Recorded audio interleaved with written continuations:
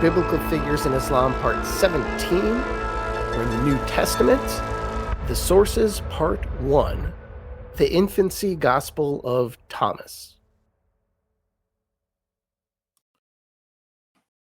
Where did the stories in the Quran come from? We're talking specifically about the New Testament. The Old Testament, that's a whole other thing. But the New Testament, where did the Quran get all these stories about John the Baptist and Mary and Jesus? Now, I should prepare you by saying that we're moving into different territory here. And not just because this stuff really is a minefield for religious believers of different faiths. Now, yes, it is that, but this is also venturing into a slightly different genre, so to speak. It's a different thing than we're used to. It's kind of like a slide from comparative theology, which is mostly what we've been doing, and religion, and then putting one foot into the world of what is called literary criticism. Now, that does not mean what it sounds like. Like, literature, bad. I criticize this bad literature. Literary criticism in a religious context, it's to think about the Quran and the Bible from a literary perspective, as story, at least in a limited sense. The concentration will be on Christian and Muslim interpretations of these stories. We're not going to go into those interpretations of non-believers who tend to parse through these stories as if they're the Epic of Gilgamesh or Beowulf. This is from the perspective of the believer, be it Christian or Muslim. So for a little while, at least partially, we're going to be approaching this from a literary perspective, not entirely a faith perspective. Of course, that is something else entirely. For a Muslim, the source of the Quran stories regarding Jesus, they come from God, period, full stop. But if you're looking at it from a literary perspective, you will find some common, probable sources. Now, first off, what does it mean to look at something from a literary perspective, from a historical literary perspective? Well, the first step is to take God out of the equation entirely, to remove faith from the equation, to remove any divine explanation.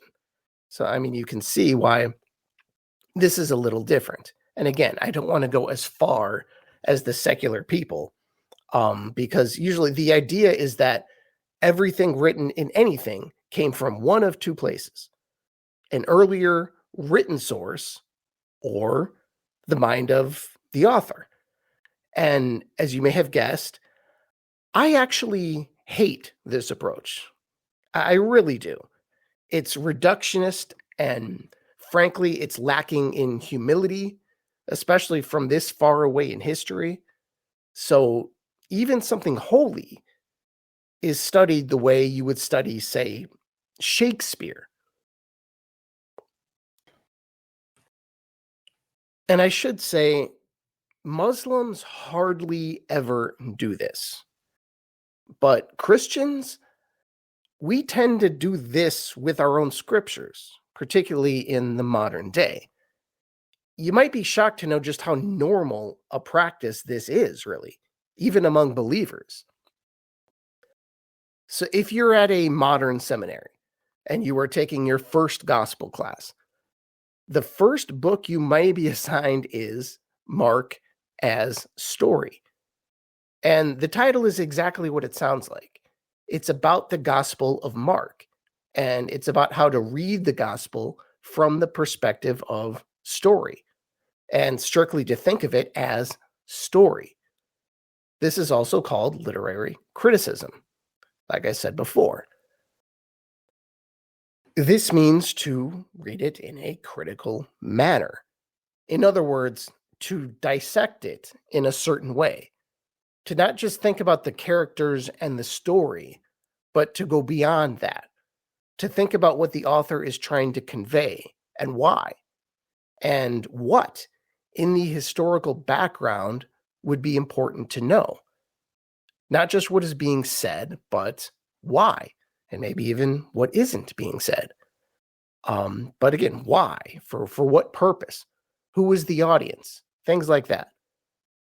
It's a very natural approach for a university, and it can sometimes at least help faith rather than hinder it. But I always thought the emphasis on that was a bit strange for seminarians. I can't imagine many sermons would come to mind from this material. This is one reason why, as my pastor once joked, seminary should actually be called cemetery, because that's where faith goes to die. Anyway, the first focus will naturally be on Mark. Why Mark? Because it is the first of what are called the Synoptic Gospels. From a literary perspective, it is considered source material for Matthew and Luke. Now, John, of course, is a whole other thing. That's its own thing. But I would emphasize that John is also confirmation of the other three. It was written last for a reason. So Matthew and Luke are largely considered to have come from Mark, and then from a collection of Jesus' sayings, which is an unknown and hypothetical document called Q. Now, the Muslims don't dissect their materials in this way. The idea of Q would seem kind of strange. Q, it's for Quran, right? The Quran is the Quran. That's it. But if you take the story approach, you would find a mix of Mark and Q, so to speak, or really Luke and Q.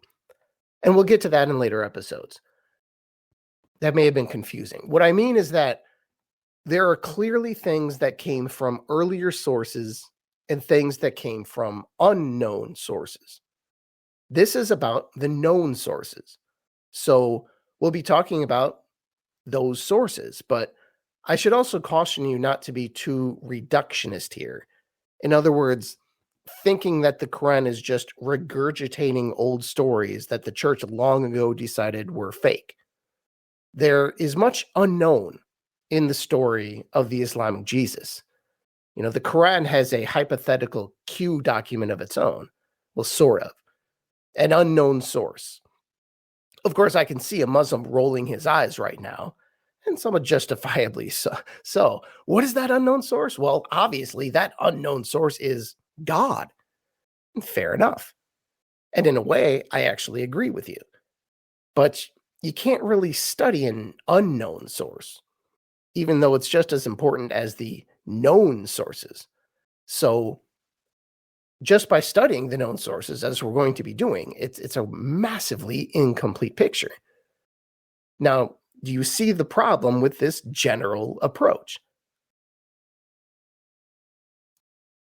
But the known sources, as imperfect a picture as they are still useful and, frankly, interesting. If not only just for concrete evidence of what may have been in the milieu, so to speak, the zeitgeist, the general aura of the time when the Quran was revealed. And it's doubly important to know this because of the nature of Muhammad's place. The Quran has a very unusual setting. This was not a normal place. This wasn't some well-trodden path on the Silk Road. This is an isolated place, comparatively speaking, an isolated place. And the stories people were told and the things they believed, much of this would not be known to most of the world, meaning the part of the world we think of when we think of this time period in history. This is not Byzantium or Persia or India or China.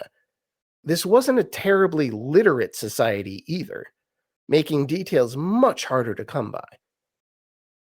Really, if we're being honest, if not for Muhammad, no one would have any idea what had happened in Mecca at this time.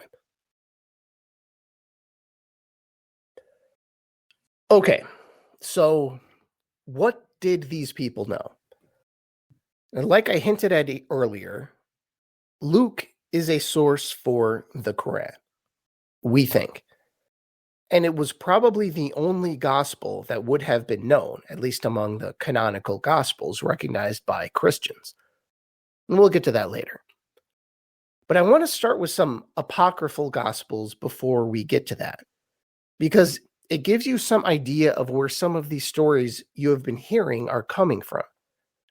Much of the known sources, the sources not from the canonical gospels, those sources relate to the early life of Jesus, and of course his cousin, John the Baptist. But first, what is an apocryphal gospel? When the gospel texts were standardized a few hundred years after the crucifixion, the church sought to dismiss those that did not have apostolic origin, basically. Apostolic means from the apostles, having their source in the apostles. Not that the apostles had to actually write the text. There's Mark, for example, which is basically the gospel as given by Peter. But it had to be traced back to some kind of apostolic authority. The gospels were oral traditions at the beginning, and the ones we know from church were all codified by the first century. But that doesn't mean others were not being written and continued to be written or had existed for a while. Those gospels are called the apocryphal gospels, and there are 4 of them that appear, at least non-Muslims they appear, to be sources of the Islamic stories about Jesus. Or, at minimum, these stories must have been known in the religious communities in the area at the time. So these are those 4 apocryphal gospels that kind of look like source material for these Quranic stories. There is first the Infancy Gospel of Thomas, the Proto-Evangelium of James, also known as the Gospel of James. Then there is the Gospel of Pseudo-Matthew, and the Arabic Infancy Gospel. We will go over all of these, but for the rest of the episode, I want to focus on the Infancy Gospel of Thomas. Why the Infancy Gospel of Thomas? Because it's the only one with a story you haven't actually heard yet. That is, if you have heard the earlier episodes. This one has to do with the child Jesus, so it didn't really fit into the early episodes about John the Baptist or his parents or Mary. Now, I'm going to read a part of the Infancy Gospel of Thomas in a bit. As it happens, the relevant part is right up front at the beginning. I toyed for a while with the idea of reading the apocryphal Gospels and commenting on the whole thing, but this would just take way too much time. And I also don't want to give anyone the impression that the apocryphal Gospels parallel Muslim belief in any major way, because they don't. The Quran may use these as a source occasionally, but the same is true of Luke. And obviously, the Quran does not agree entirely with Luke, just really small parts of it. And that's the same thing you see in these apocryphal Gospels. Just small little chunks made it into the Quran, and often very, very small parts of these Gospels. Okay, so this story, not surprisingly, because it's at the beginning of the Infancy Gospel of Thomas, it has to do with a child Jesus. Oh, I should note, the Infancy Gospel of Thomas, this was obviously not written by Thomas, not the Thomas, or at least, Thomas the Apostle, that actual Thomas, doubting Thomas. And it's not the same as the Gospel of Thomas. Don't confuse it with that, which is another apocryphal gospel. This particular one focuses on the childhood of Jesus, usually said to be 5 to 12 years old. And it's almost an imagining of what it would be like as a powerful child came to grips with his newfound power and the knowledge that he is actually God. And no one really knows who wrote this thing, but it was probably written around the late 2nd century. So let's say 190 or so. It's well after the other Gospels existed in their current form. My guess is that someone wanted to fill a gap in the Jesus story, and this was the response. It was probably a well-meaning Christian who didn't understand the theological implications of what was being said. And you'll see that a lot in the apocryphal Gospels that we will see here. But I don't want to go too deeply, too down the rabbit hole into the merits of these Gospels. There is the obvious implication that if these Gospels are bunk, if they're false, and then that story made it into the Quran, well, what does that tell you about the Quran? But it really is not quite that simple. Because when you look at these, Christians will call this something false. This is a heretic or a charlatan misusing the name of Thomas. But a Muslim may retort, you can't exactly call it untrue either. I personally would say it's way less likely to be true than the 4 normal Gospels, by a massive amount, really. But that doesn't necessarily mean the entire thing was untrue.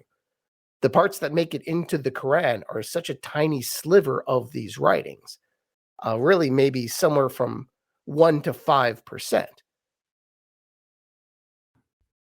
And then a Muslim could further say, hey, let's say it is a lie, even if it is a lie, meaning the apocryphal gospel is a lie. Maybe it was just God writing for an audience who believed it, or maybe the Quran is saying the whole thing is true. Who are you to say that it isn't? The conversation can go in just a billion directions from there. But I really don't want to go down that rabbit hole, like I said. The main point here is just to help you see the similarities, the overlap. As far as the merit of these Gospels, obviously, I agree with the church on this. But I don't want to get into this true or untrue historical argument because really, the historical argument isn't super relevant to what we're doing here. The most important thing, at least for what we're talking about here, is simply that the story exists and that the story made it into the Quran.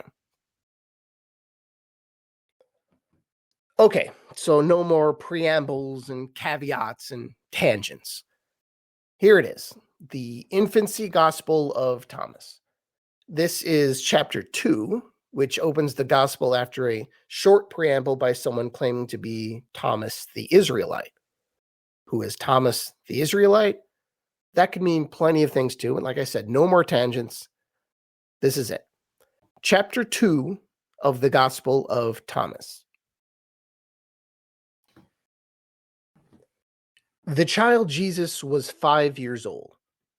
After it rained, he was playing at the ford of a flowing stream, and stirring up the dirty waters, he gathered them into pools, and he made them clean and excellent, ordering them by word alone, and not ordering them by a deed. Then, having taken soft clay from the mud, he formed 12 sparrows from it. But it was the Sabbath when he did these things, and there were many other children with him. So a certain Jew saw the child Jesus with the other children doing these things. He went to Joseph his father and slandered the child Jesus, saying that he made clay on the Sabbath, which isn't permissible, and he formed 12 sparrows. And Joseph went and rebuked him, meaning Jesus, saying, "Why are you doing these things on the Sabbath?" But Jesus clapped his hands, ordering the birds with a shout in front of all, and said, "Go, take flight like living beings." And the sparrows, taking flight, went away squawking. And having seen this, the Pharisee was amazed, and reported it to all of his friends. It's a good story. But let's put on our literary critic hat. to see even more that might be here. For instance, what is the author, whoever it is, what is the author trying to convey? Well, given the timing and the likely origin of this, when it was written, it would make sense that an author would like to basically preview the success of the 12 apostles who went to the ends of the earth proclaiming the gospel. Thus, the 12 sparrows that he molded and sent out into the world. You also see parallels with the normal gospels of a Pharisee criticizing Jesus for quote unquote working on the Sabbath. The Pharisees didn't like that work, and they certainly don't like the work of the 12 apostles either, later on, of course. And this may be hinting at that as sort of a foreshadowing device. And it's a good story. If you're going to pull one thing from this work, this is definitely the pick of the litter. So, moving over to the Quran, how does the Quran use this story? It doesn't actually tell the story itself. It's just referenced twice. And it's basically referencing the miracles of Jesus. And this was just one of them. So, for those only familiar with the Bible, the references that really stand out, I'll give you here. The first one, Surah 3, verses 48 to 49. And Allah will teach him writing and wisdom, the Torah and the gospel, and make him a messenger to the children of Israel to proclaim, I have come to you with a sign from your Lord. I will make for you a bird from clay.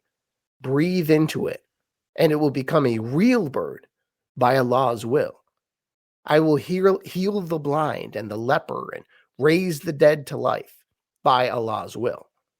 And I will prophesize what you eat and store in your houses.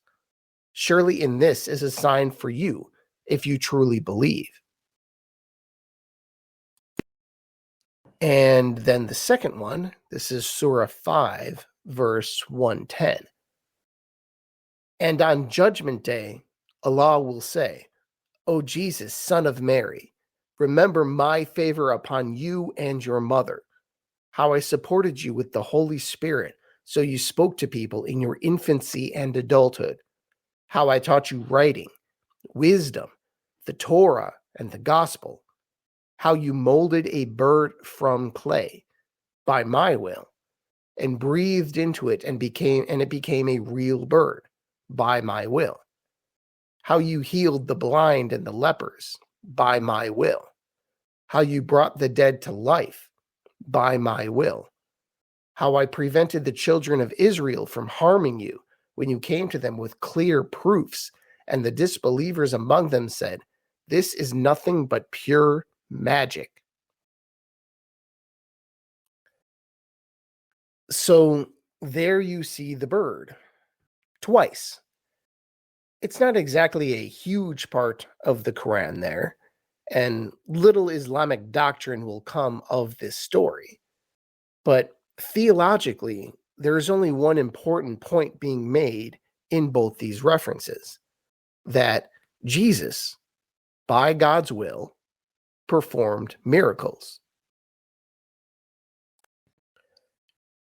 And those miracles just happen to be in the Infancy Gospel of Thomas. And that's pretty much it for the Infancy Gospel of Thomas. But before we're done, I want to note here, when talking about the relationship between Christianity and Islam, it is important to remember that the terms Christian and gospel probably did not mean the same thing to everyone in the world at the time. It certainly meant one thing in the places the organized church had a significant presence. But in Arabia, that's why I said this is a very different setting. So in Arabia, the word gospel, at least in the zeitgeist, in the culture that would produce Islam, it probably meant something slightly different. And as we'll see in the coming episodes, so did the words nativity and baby Jesus. Thank you, and I'll talk to you next time. Inshallah.